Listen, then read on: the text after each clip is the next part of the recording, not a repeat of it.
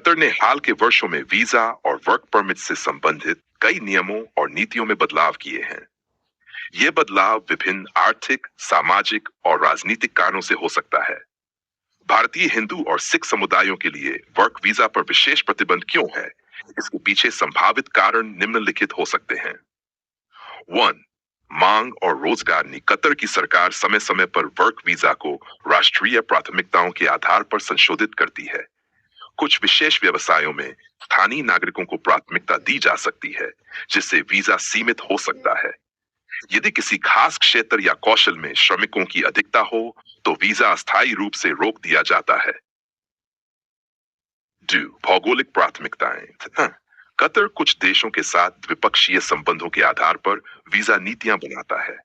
Qatar के कई रोजगार क्षेत्र फिलहाल दक्षिण एशियाई देशों जैसे नेपाल, बांग्लादेश और पाकिस्तान से श्रमिकों पर अधिक निर्भर हो सकते हैं। धार्मिक संवेदनशीलता। कतर एक इस्लामिक देश है और धार्मिक मान्यताओं और सांस्कृतिक कारकों के आधार पर कुछ नियम बनाए जाते हैं।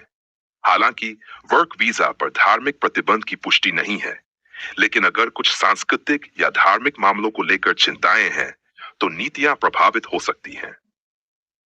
सौर कोविड-19 और आर्थिक प्रभाव।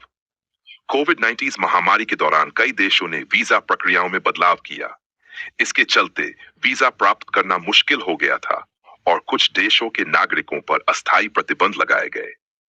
बाय अफवाह या गलतफहमी।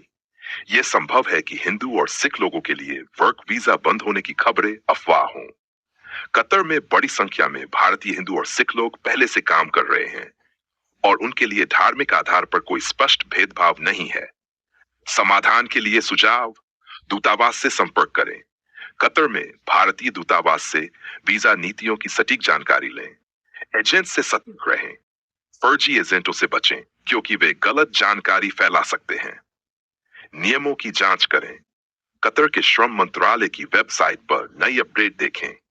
यह मुद्दा राजनीतिक या प्रशासनिक बदलावों का हिस्सा हो सकता है, इसलिए सटीक जानकारी के लिए आधिकारिक स्रोतों से पुष्टि करना सबसे अच्छा रहेगा। कतर का वर्क वीजा वर्तमान में भारत, पाकिस्तान, बांग्लादेश, श्रीलंका और नेपाल जैसे देशों के लिए ओपन है।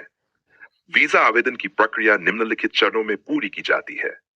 1. नियोक्ता की भूमिका। कतर में स्थित नियोक्ता या स्पॉन्सर को वर्क वीजा के लिए आवेदन करना होता है। यह प्रक्रिया उनके कतर के श्रम विभाग और आव्रजन विभाग में की जाती है। 2. जरूरी दस्तावेज। पासपोर्ट की प्रति, न्यूनतम 6 महीने की वैधता के साथ। मेडिकल रिपोर्ट और बायोमेट्रिक जानकारी जैसे फिंगरप्रिंट और फोटो। नियुक्ति पत्र, जॉब कॉन्ट्रैक्ट, श्रम विभाग से स्वीकृति।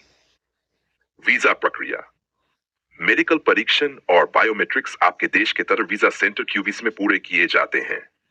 आवेदन के बाद नियोक्ता को वर्क परमिट और रेजिडेंस परमिट के लिए आवेदन करना होता है।